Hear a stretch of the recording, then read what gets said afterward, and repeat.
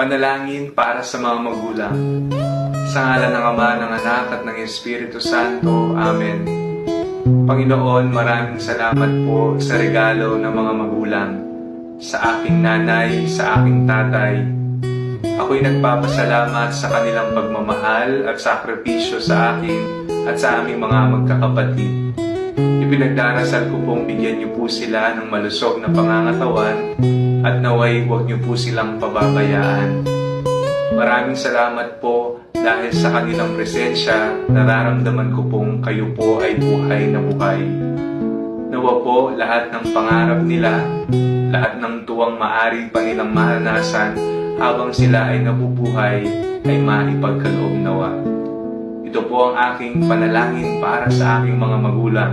Sa ngalan ni Jesus, aming Panginoon.